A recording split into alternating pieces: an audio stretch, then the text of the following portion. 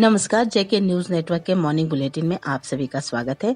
देश में कोरोना संकट के बीच ऑक्सीजन की किल्लत दूर करने के लिए केंद्र सरकार ने एक अहम फैसला लिया है। इसके तहत प्रधानमंत्री नागरिक सहायता और आपात राहत कोष यानी पीएम केयर्स फंड से देश में विभिन्न राज्यों में स्वास्थ्य केंद्रों में 551 पीसीए यानी मेडिकल ऑक्सीजन बनाने वाले प्लांट की स्थापना की जाएगी।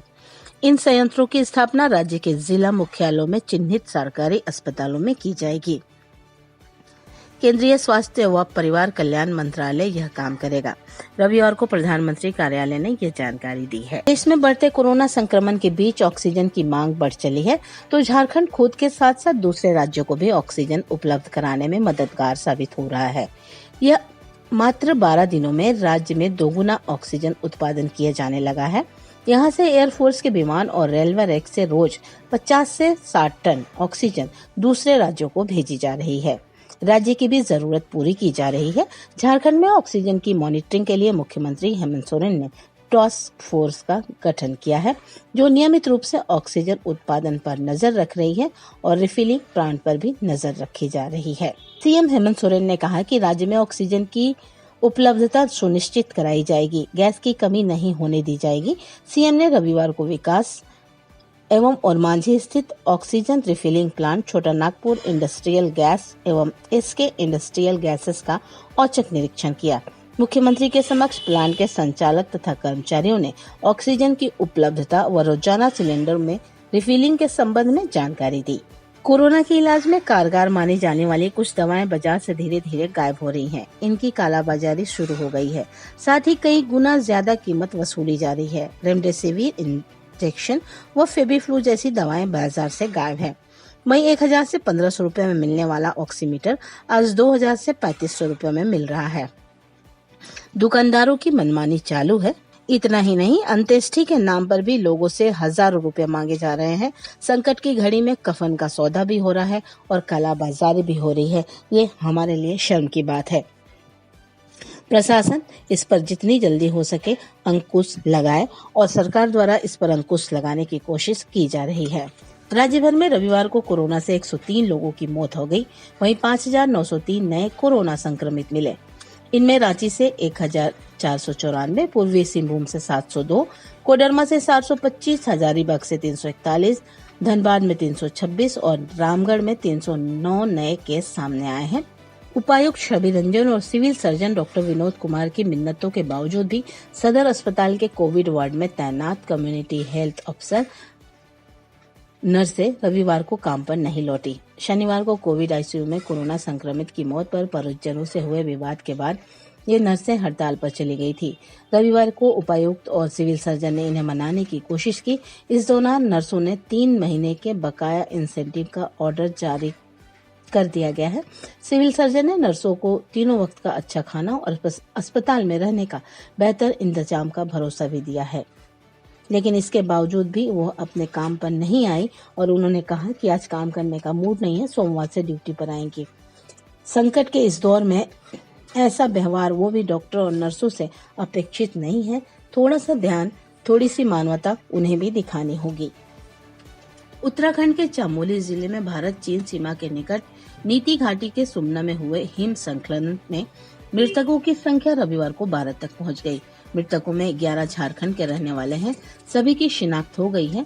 इसके अलावा झारखंड के ही 7 घायलों का उपचार भी किया जा रहा है। चमोली के जिलाधिकारी स्वाति एस भदौरिया ने बताया कि हिमस्खलन के समय मौके पर सीमा सड़क संगठन के मजदूर काम कर रहे थे। अब तक 384 लोग सुरक्षित मिल चुके हैं।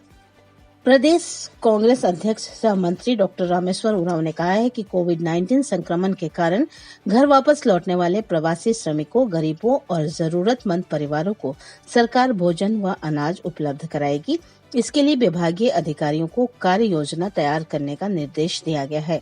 पत्रकारों से बात करते हुए डॉक्टर उरांव ने कहा कि पिछले साल के लॉकडाउन में मुख्यमंत्री दाल भात योजना, थानों में भोजन की व्यवस्था, दीदी किचन और अन्य माध्यमों से हर व्यक्ति को भोजन उपलब्ध कराया गया था। इस बार भी उसी तर्ज पर व्यवस्था सुनिश्चित कराई जाएगी। भाजपा अध्यक्ष जेपी नड्डा और राष्ट्रीय संगठन महामंत्री बीएल संतोष के नेतृत्व में रविवार को हुई वर्चुअल बैठक में तय किया गया कि सभी कार्यकर्ता मेरा बूथ वैक्सीन कोरोना मुक्त के मूल मंत्र के साथ कार्य करेंगे। सभी जरूरतमंदों तक सहायता पहुंचाने में कार्यकर्ता पहले से जुटे हुए हैं। अब वैक्सीन के प्रति लोगों को जागरूकता बढ़ाने और कोरोना के साथ लड़ाई में भागीदारी बढ़ाएंगे। बैठक में राष्ट्रीय उपाध्यक्ष रघुवर दास समेत अन्य राष्ट्रीय पदाधिकारी उपस्थित थे। आने वाले कुछ दिनों तक झारखंड के लोगों को गर्मी सताएगी। अप्रैल माह के अंतिम सप्ताह से पूरी मई लोगों को गर्मी का एहसास होगा।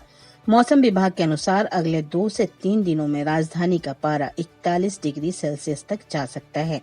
वहीं राज्य के अन्य जिलों में 43 डिग्री सेल्सियस तक तापमान जा सकता है। अभी राजधानी का तापमान 38 डिग्री के आसपास है। मौसम विभाग के अनुसार अभी मौसम शुष्क रहेगा, आसमान साफ रहेगा, लेकिन कहीं कहीं लू भी चल सकती है। अंकिता भट्ट और कोमोलिका बारी की भारतीय महिला रिकर्व टीम ने रविवार को यहां मैक्सिको को शूट ऑफ में 5-4 से हराकर विश्व कप तीरंदाजी के पहले चरण में टीम स्पर्धा का स्वर्ण पदक जीता। वहीं अतनु दास और अंकिता की मिश्रित जोड़ी ने अमेरिका की शीर्षवर्षीय जोड़ी को 6-2 से हराकर कांस्य पदक हासिल किया। दूसरी ओर मैक्सिको की आइडा रोमन, एलेजांड्रा वेलेंसिया व अन्ना बास्क्वेज ने भारतीय महिला रिकर्व टीम को अच्छी चुनौती पेश की। मुकाबला 4-4 से बराबरी छूटने के बाद शूटआउट का सहारा लिया गया, जिसमें भारत ने 27-26 से जीत दर्ज की।